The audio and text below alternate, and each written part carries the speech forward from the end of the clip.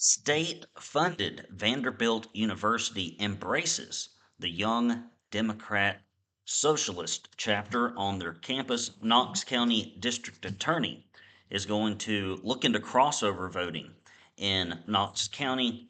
Shelby County Homeschool Co-op has finally won a major victory to keep the failing Shelby County government and school system from coming after the independence of parents who want to instruct their children as they see fit. A Tennessee lawmaker reportedly under fire federally for a Kamala Harris PAC that perhaps didn't quite spend much money on Kamala Harris. Wilson County property owners are shocked at the shell game of increasing valuations on unrealized gains, deceptive mailers trying to stymie Republican candidates and impersonating Tennessee stands, discovers that their tactics didn't work, and Tennessee redistricting is in the bag. We're going to talk about all of it. Brandon Lewis here with the Tennessee Conservative, the only independently funded by subscriber news source for conservatives in the volunteer state. We're it. If you appreciate what we do, go to TennesseeConservativeNews.com/support. We have spent so much of our war chest reporting on the session to keep you involved and keep you engaged and educated that we really need your help. So go to TennesseeConservativeNews.com/support. Support our state's only conservative media outlet you can trust. You can mail your checks to P.O. Box 625, Signal Mountain, Tennessee 37377. And if for some reason you are not on our e-newsletter list, text the word news to 423-205-5600. Let's get into it. Knox County District Attorney requests an external review on illegal Democrat crossover voting. Knox County Commissioner Courtney Durrett openly admitted to crossing over and breaking Tennessee state law in a Republican primary election and encouraging others to do the same. Remember those 9 Republican Judases that betrayed conservatives this session after a 20-year battle to close the primaries?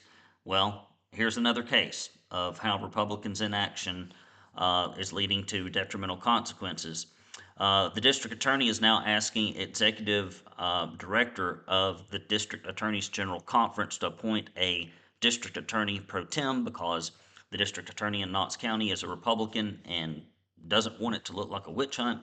And she stated so she could have an independent review that this liaison will be able to look at the information, look at the facts in the case, and determine if legal action should be taken, and I hope that it is. There need to be consequences for people that do this. Republicans should pick Republican candidates. Democrats should pick Democrat candidates. This crossover voting stuff should have been stopped a long time ago, and it is just a picture perfect illustration of the lack of leadership at the top in both the Senate and the House that we couldn't get this through. So, better luck next time. All right. Shelby County Homeschool Group Co-op wins a major legal victory after a 6-month battle in court. Anchor Academy is a homeschool cottage co-op located in Cordova, Tennessee, and despite having operated for 8 years with homeschool families gathering in the Weddle home twice per week with no issues, Shelby County decided to try and classify the pod as a traditional school and issued several citations. This is a bunch of BS. Shelby County, if you want to issue some citations, how about that failing monstrosity that you call public schools, the government education, where you're pumping out kids left and right all day long, what few actually hang in there long enough to get a piece of paper? They can't read, they're functionally illiterate, the scores are in the crapper, and this is what you've got time to focus on. Then on April 29th, Mickey announced that the judge had ruled in favor of Anchor, partly due to protections of a recently passed pro-homeschool bill. In 2025, the HSLDA, which is the Homeschool Legal Defense Association, I believe, worked with Tennessee lawmakers and other homeschool groups to pass a Learning Pod Protection Act, which provides significant protection to learning pods, micro schools, tutorial programs, co-ops, etc. All of this targeting of homeschools by Republicans, rhinos, in the legislature is all because their darling child, the largest government job factory that fails to perform, consistently that always ask for more money despite the results being the same, despite customer satisfaction, parent satisfaction, and teacher satisfaction being in the crapper, that is fundamentally flawed, that has a broken culture. Every time there's an opportunity for kids to learn outside of that environment, they try to squelch it, and it is reprehensible. And the Act luckily defines a learning pod as a voluntary association of parents who are choosing to group their child together at various times or places to participate and enhance their child's kindergarten through K-12 education, regardless of whether payment is made for any services in the participating learning pod. So I'm glad that this is going on. I'm glad that we've got laws to protect, frankly, in many cases, homeschoolers from Republicans, not Democrats. Next story. Tennessee lawmaker reportedly under fire and investigation for a questionable Kamala Harris PAC. Democrat Representative Tory Harris from Memphis is under investigation from running a potentially fraudulent PAC to fundraise on behalf of former Vice President Kamala Harris. You see this all the time. That's what this whole Cade Cothran, Robin Smith, uh, Glenn Cassida business was about. They frankly should have never been pardoned. It's where people go into office and they don't make much money as a state rep. They don't know how to make any money outside of their political maneuvering, and so they're always trying to figure out some way to game the system. Instead of just earning your living outside of politics, which is what you probably should do, uh, Representative Harris repeatedly posted on Facebook during the brief Kamala Harris campaign, of which Representative Harris was a treasurer, and archived versions of the website show that the PAC was not affiliated with Kamala Harris, but claimed that donations would fund multiple trips to battleground states like North Carolina, Georgia, advertising in weekly statewide organizations, even listed multiple offices in Memphis, Nashville, and Knoxville. Mm, I wonder how many doors got knocked out of this PAC. I wonder how many phone calls got made. I wonder how many mailers were sent in these battleground states. And I wonder what evidence this individual could produce showing that it happened. And this is a no-no. The PAC never filed a single financial disclosure after forming in 2024, and it received 3 letters from the FEC, that's the Federal Election Commission, noting delinquent reports. Several reports were filed by the PAC at the end of 2026 after the investigation reportedly began. So we'll see what happens with this. Would not surprise me if it's not the second verse, same as the first, as with many of these schemes that politicians cook up instead of just earning their money like you or I do. Next story, many property owners in Wilson County received quite a shock after receiving the most recent property reappraisal notices sparking concern. According to Wilson County Commissioner Lauren Breeze, the median property value increased in the county was 66.6%. I'm sorry, guys. When you buy a house, you make your deal going in. We could not get property tax reform out of the legislature this year, which is just sickening. Absolutely sickening that we could not get that done. This is a shell game. Oh, your rates are coming down, but your value's coming up, but this, that, and the other, and you're trying to pay taxes on unrealized gains. Like, I'm never going to sell my house here on Signal Mountain, likely. They will bury me in the backyard. And you're going to tax me as if I'm going to realize those gains in my lifetime somehow. And it's never going to happen. We need a capped rate on property taxes. Frankly, I think property taxes should be abolished. I'd rather see an increase in sales tax personally. Goodall noted that there is an appeal process. Don't you just love having to take your time and your money away from your business and your family to fight your own government from raping you financially? I know I do. There's an appeals process. They can have their own assessment done. Yeah, I'd love to come out of my pocket for about $1,400 to have an assessment done. Who wouldn't? If the issue's not resolved, they may request a meeting of the County Board of Equalization, which I'm sure really gives a rip about taxpayers. Next story, deceptive mailers. People trying to pose as Tennessee stands because they have influence with grassroots and Republicans. It didn't work though. Republican candidate in 2 Tennessee counties were targets of multiple deceptive political communications from a political action campaign allegedly impersonating conservative advocacy group Tennessee Stands. Carter County Mayor and incumbent Patty Woodby defeated by County Commissioner Danny Deal and former state representative John Holtzclaw Jr. in securing the Republican nomination. In Sullivan County, Zane Vanover defeated Angie Stanley. Vanover is not expected to face any candidates, independent or Democrat, in the general August They received flyers from a PAC trying to pretend like it's Tennessee Stands, more or less. And they submitted Tennessee Stands, the real one, not this fake one, a complaint to the Tennessee Registry of Election Finance calling for a full investigation over communication distributed in Sullivan County.